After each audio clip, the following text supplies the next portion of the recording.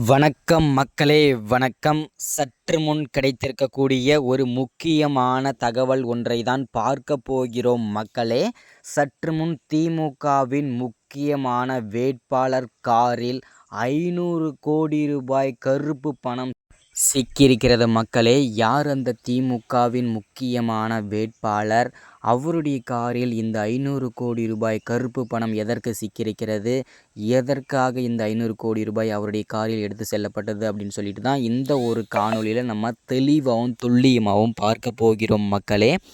அதற்கு முன்பாக நமது அரசியல் நியூஸ் சேனலுக்கு நீங்கள் புதிய பார்வையாளராக இருப்பதற்கு வாய்ப்புகள் நிறையவே இருக்கிறது மக்களே.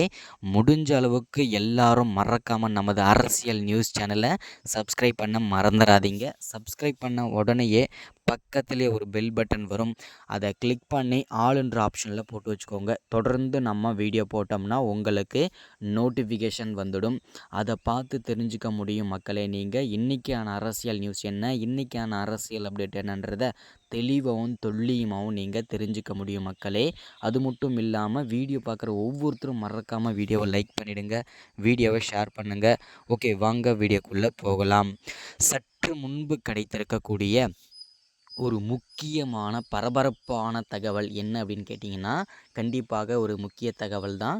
திமுகவில் இருக்கக்கூடிய ஒரு முக்கியமான வேட்பாளராக இருக்கும் KN நேரு அவர்கள் அவருடைய தொகுதியில் வாக்கு சேகரிப்பதற்காக அவருடைய வாக்கு சேகரிப்பு வாகனத்தில் போய் கொண்டிருக்கும் வேளையிலே அவருடைய அந்த காரில் 500 கோடி ரூபாய் கருப்பு பணம், கட்சி பணம் கொண்டு செல்லப்பட்டிருக்கிறது.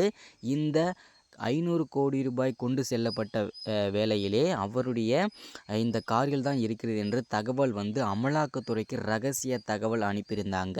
இந்த ரகசிய தகவலின் அடிப்படையில் தான் இந்த சோதனை அமலாக்கத்துறை மேற்கொண்டிருந்தாங்க. இந்த சோதனையில் தான் 500 கோடி ரூபாய் மதிப்பிலான கருப்பு பணங்கள் சிக்கரிக்கிறது மக்களை. இது பெரும் பரபரப்பாக பேசப்பட்டு வருகிறது. அது மட்டும் இல்லாமல் தற்போது அவர் உடல்நல குறைவால் உடனே அந்த தகவலை கேட்டறிந்து வந்த அமலாக்கத்துறை உடனேயே பார்த்தீங்கன்னாக்க KN நேரு அவர்கள் அவசரமாக மருத்துவமனையில் அனுமதிக்கப்பட்டு விட்டார்.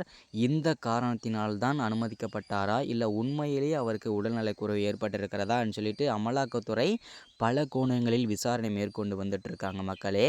ஸோ 500 கோடி ரூபாய் கருப்பு பணங்களும் பதுக்கி இருந்தது, அவருடைய காரிலே வைத்திருந்தது. அமலாக்கத்துறை முடக்கிவிட்டார்கள். அது மட்டும் இல்லாமல் KN நேரு அவர்களை அதிரடியாக கைதும் செய்யப்படுவதாகவும் தகவல் வெளிவட்டாரங்களில் பேசப்பட்டு வருகின்றன. அதை பற்றின தொடர்ந்து அடுத்த வீடியோவில் தொடர்ச்சியாக பேசுவோம். மறக்காமல் நமது அரசியல் நியூஸ் சேனலுக்கு முதல் முறையாக வரீங்கன்னா சப்ஸ்கிரைப் பண்ணுங்கள், லைக் பண்ணுங்கள், ஷேர் பண்ணுங்கள். தொடர்ந்து அடுத்த வீடியோவில் விவாதிப்போம். தேங்க்யூ.